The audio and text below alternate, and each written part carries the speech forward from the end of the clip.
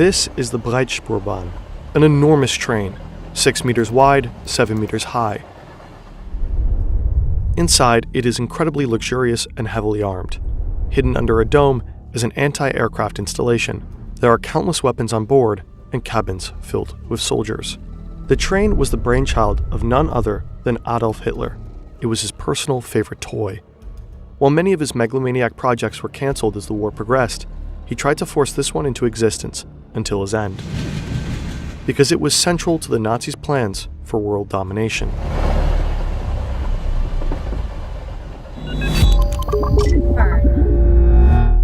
Hitler was well known for his insane infrastructure projects.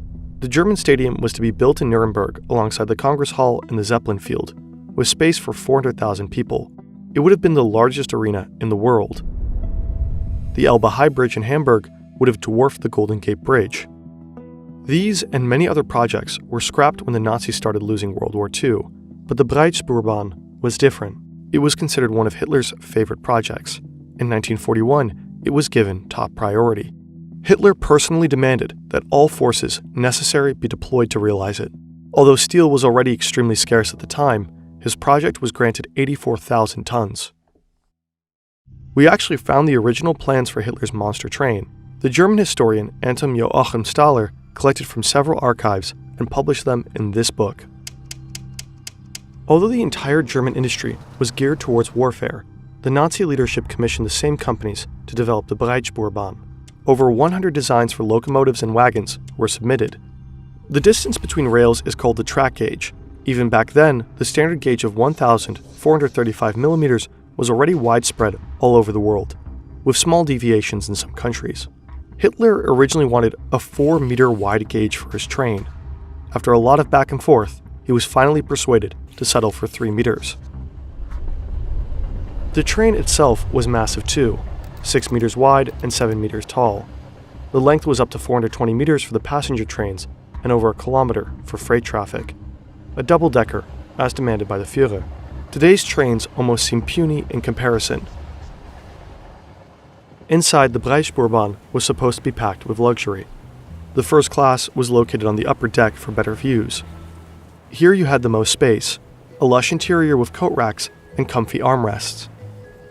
Directly below, usually on the lower deck, was the second class. Still spacious, the third class was a bit narrower.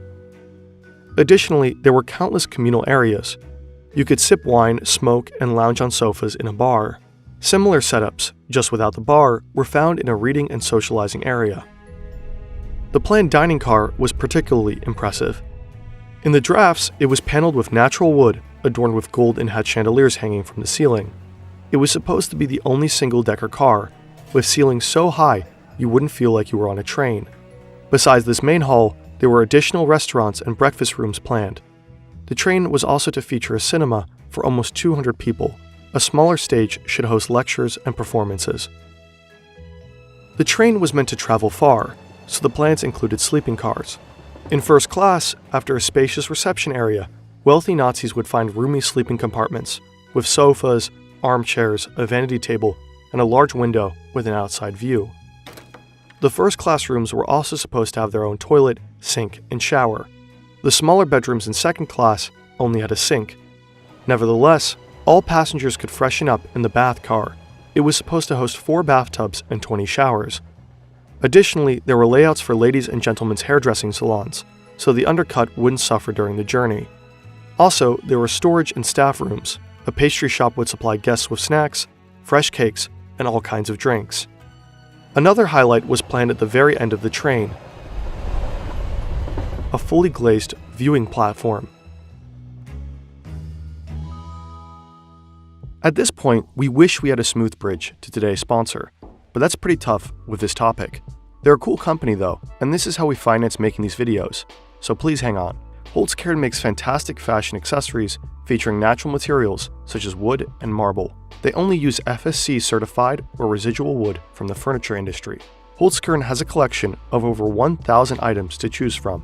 This watch, for example, is made from walnut wood and marble. This ring features maple wood, and this rose gold necklace has a moonstone embedded. Their build quality is great, and due to the natural components, every piece is unique. Through the link in the description below, and with the code FERN, you can get an exclusive discount of 15% on your first order. Thanks to free express shipping, it will be with you within 2 to 5 days. There is a 24-day money-back guarantee, so feel free to try out Holzkern.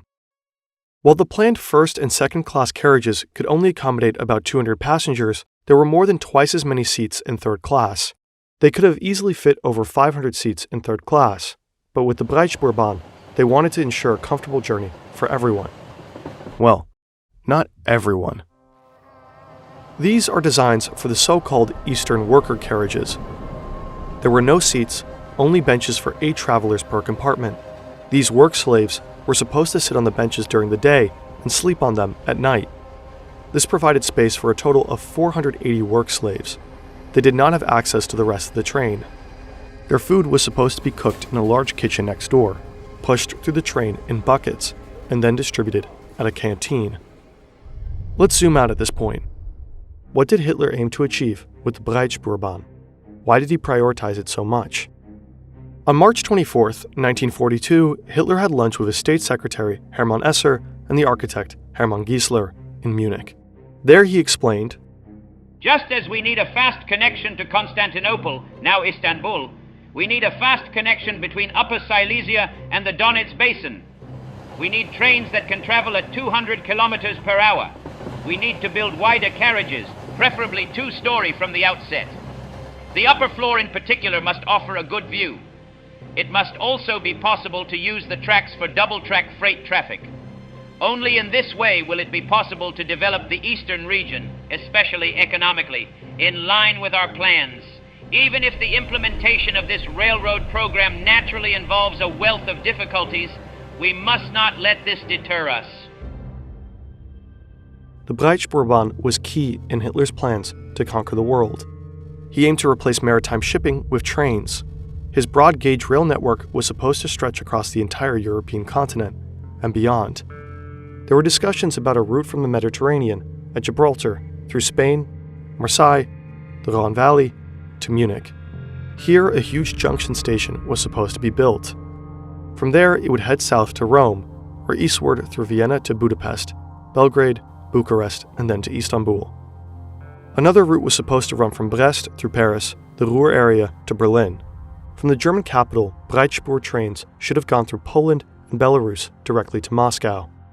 There were plans to extend the Breitspurbahn through Iran into Iraq, targeting the rich oil reserves there. There were ideas to build a railway all the way to Vladivostok on the Sea of Japan. Another line was supposed to reach British-occupied India. The Breitspurbahn was not only planned for passengers, but also for freight transport. Hitler wanted to supply his Reich with raw materials and natural resources from all over Eurasia. At the same time, workers from the east were to be transported to factories and agricultural fields in Germany, hence the Eastern worker carriages.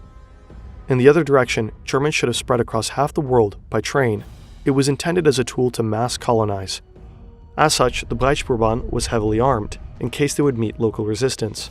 It was supposed to carry soldiers and had enormous ammunition chambers. The train could even be used to transport heavy weaponry, such as tanks or whole ships. Ultimately, the train was never built. After the war, some plans were taken to the Soviet Union. Files on the planned routes to France are said to be in Paris. They were not published and apparently not pursued further. That's not surprising. From the beginning, many experts of the German rail company were convinced that most of the Breitspurbahns areas of operation could also be covered by standard gauge trains. But of course, nobody dared to seriously contradict the Führer and talk shit about his toy. Like so many of Hitler's projects, the Breitspurbahn was a gigantic, embarrassing show of megalomania. The leading Nazi architect Albert Speer said later, "The more monumental and oversized in scale, the more enthusiastic Hitler would be about a project." The Breitspurbahn powerfully illustrates the extent of Hitler's conquest plans. The fact that he pursued such a bizarre project until the last days of the war shows how limitless his greed and madness truly were.